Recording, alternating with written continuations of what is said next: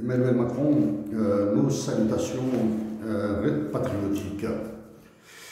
Nous avons écouté sur une radio française une récente interview de Benjamin Stora sur ses réunions avec des Algériens en Algérie. Cette interview a porté sur les salades échangées, sur le transfert des archives de ce que la France a fait en Algérie. Il apparaît clairement que vous avez pris des Stora en le cantonnant dans des futilités. En plus de penser que cette interview est une bidonnée, les réponses de votre sbire ont été si horribles et basses que nous avons décidé de réagir. Emmanuel Macron, vous avez décidé de faire de l'Algérie votre trampoline électorale pour un troisième mandat. Une manœuvre pour draguer vos droites et droitiser vos gauches politiques. Avec la guerre hybride que vous conduisez présentement en Algérie et en Afrique, allez-vous accrocher comme médaille la destruction de l'Algérie et d'en faire votre trophée qui fera votre grandeur historique en France? Benjamin Stora doit continuer à parler parce qu'il confirme qu'il est de petit volume politique. Ramener la révolution algérienne à une histoire d'archives en est la preuve.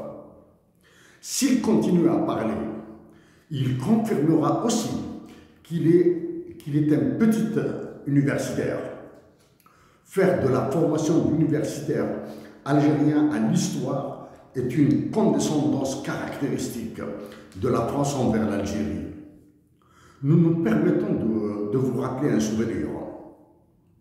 Une conférence internationale sur les révolutions et pas guerre, l'Algérien en tête, à laquelle n'a pas été invité Benjamin Stora, a été organisée par l'Université du Québec à Montréal même, il y a une dizaine d'années de cela.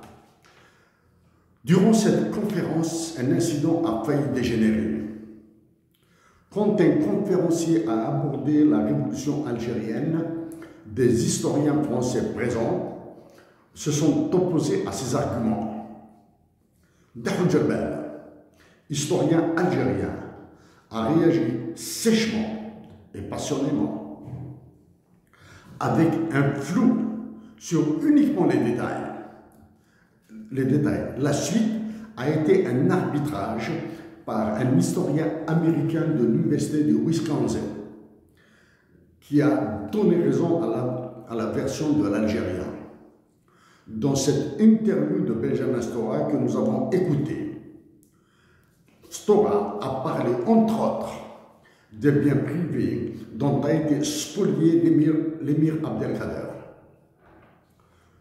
Sur ce révolutionnaire universellement reconnu, en plus d'une ville américaine qui porte son nom, et aucune africaine, et aucune du monde arabe. Il y a aussi une thèse de doctorat d'État soutenue à l'UQAM, disponible for free sur le web. Pour nous, cette thèse est somptueuse parce qu'elle syncrétise la foi religieuse et sa mise en œuvre dans la conduite d'une nation, l'intelligence, le patriotisme et le sens de l'État et la recherche des équilibres optimaux par l'émir Abdelkader, qui est, soit dit en passant, le créateur des couleurs nationales actuelles de l'Algérie.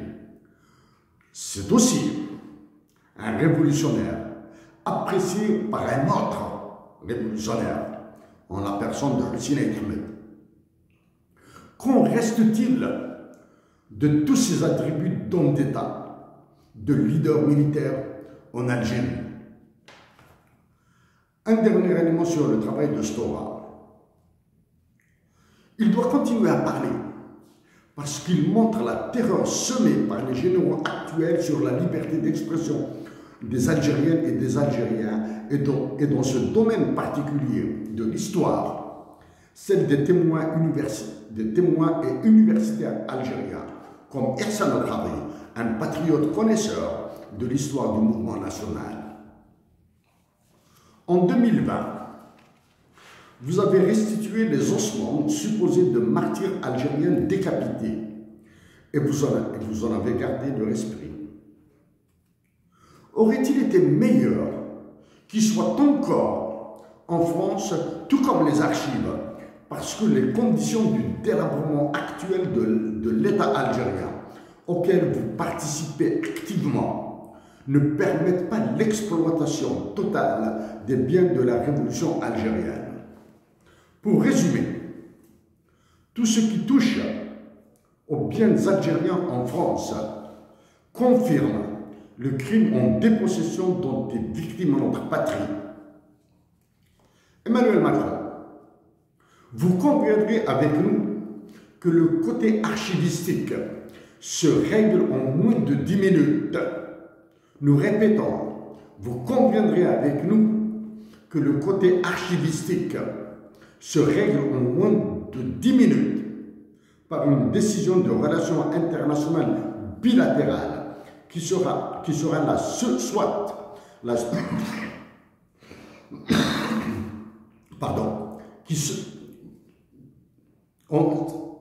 cette question archivistique se règle en moins de 10 minutes par une décision bilatérale dans les relations internationales entre l'Algérie et la France, qui sera soit la cerise sur le gâteau des solutions à tous les problèmes d'équilibre entre l'Algérie et la France, soit le déclencheur d'un processus global de redéfinition des échanges entre la rive nord et la rive sud de la Méditerranée. Emmanuel Macron, nous sommes sûrs que vous avez été informé de nos réactions dans lesquelles vous étiez central et qui ont commencé en 2016. Nous les listerons dans les références. Avant de revenir sur ces salades de Benjamin Stora, une pause.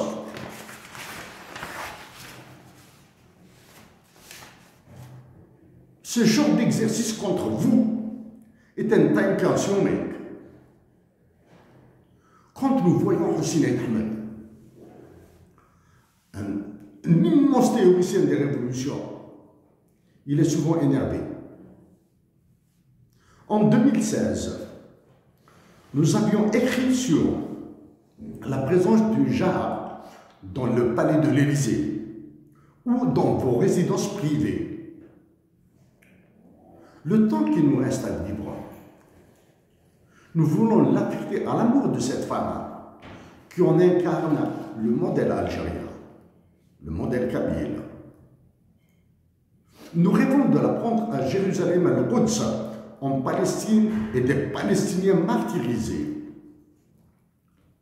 Nous rêvons de la prendre à Ushuaïa, terre de feu, pour transformer ce brasier en bonheur. Président Macron, vous êtes allé en Inde et vous avez visité le Taj Mahal. Nous aussi, nous souhaitons nous y rendre. Bien sûr, revenir à Paris et visiter la butte de Montmartre, Versailles et le Pays basque français sera certainement pour nous un agréable moment. Nous souhaitons aussi redevenir enfants auprès de notre mère pour continuer à recevoir sa bénédiction, redonner ce que nous pouvons à notre patrie, à aider les pauvres, les orphelins et les orphelines. Sachant que nos souhaits sont différents de nos objectifs, et si ces derniers nous imposent de sacrifier les premiers, alors nous le ferons, et ce sera auprès de Washington. Emmanuel Macron, vous avez convoqué à votre bureau de l'Élysée des généraux algériens. Plus qu'une honte, c'est une forfaiture. Pourquoi avez-vous peur de qualifier le processus de libération de l'Algérie de révolution?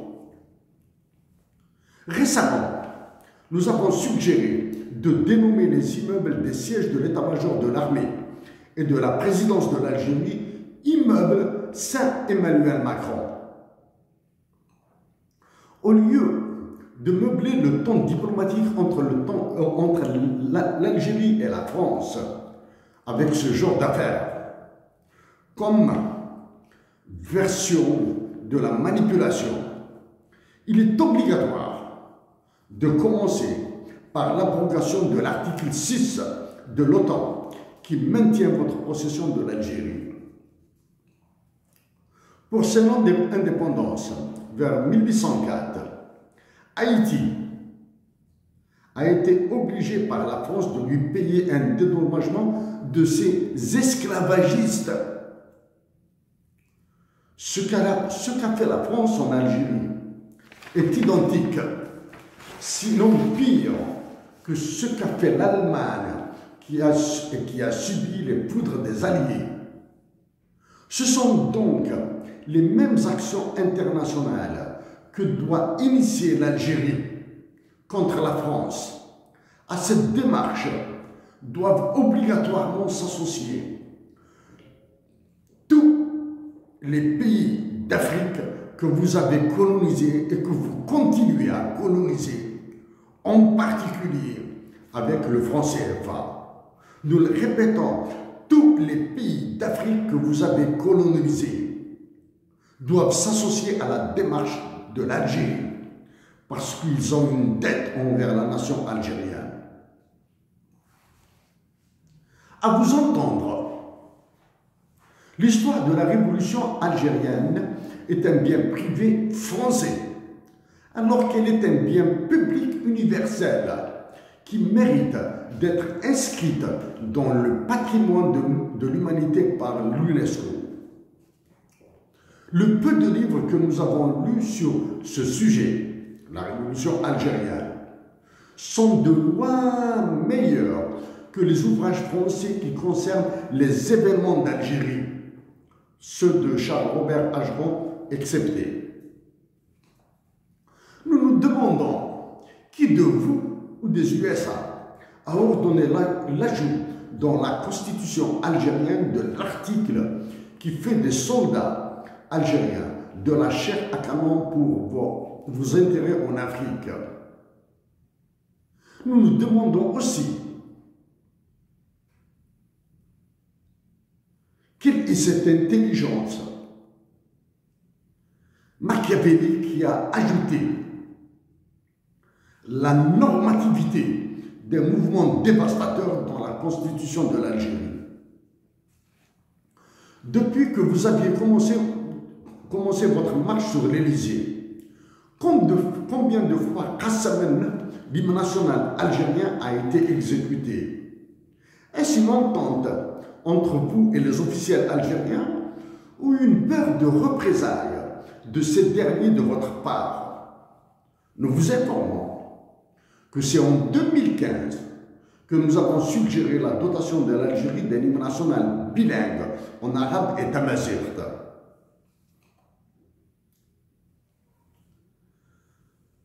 Un machin de l'état-major de l'armée algérienne a été publié récemment par Algérie Presse Service, exactement le 11 février 2024. Donc ce machin, publié par l'APS, dit que l'intégrité du territoire est une ligne rouge. Et la souveraineté de la patrie, c'est quoi alors? Est-ce que les généraux algériens peuvent prendre une décision d'envergure sans votre approbation? Dans tout ce qui touche aux sérieux problèmes algéro-français, il est impossible aux officiels algériens de citer votre nom. La répression imposée et donc d'autres Algériens et Algériennes qui ont la rage de vous remettre à votre place sont empêchés de s'exprimer. Bientôt le 24 février, célébration de la nationalisation des hydrocarbures algérien. Nous verrons comment sera célébré cet événement. Y aura-t-il la publication des ventes détaillées des ventes algériennes? Y aura-t-il l'exécution de Kassaman et le rappel des gains engendrés par l'indépendance de la patrie avec la création de la Banque centrale, avec une parité parfaite du dinar avec le franc? En conclusion, les événements internationaux des années 1830 et les actuels se ressemblent. La France, autant que l'Algérie, sont dans des situations sociales explosives. La France hyper-endettée est faible face à ses partenaires et adversaires. L'Algérie encore plus faible, mais qui détient une créance sur la France, et les Algériens qui ignorent si des réserves internationales, tant monétaires qu'aurifères, sont déposées dans des banques françaises. Un autre point commun entre les deux pays, l'Algérie et la France, ils sont tous deux entre les griffes de l'américain BlackRock. Emmanuel Macron, la paix est meilleure que la guerre. En déclencher une pour avoir la paix est une solution d'équilibre. Un équilibre instable. Pensons à la stabilité de l'équilibre, même détrimental, mais non dérimant, avant de déclencher la guerre. Salutations patriotiques d'un Algérien. Chérif Aïssad.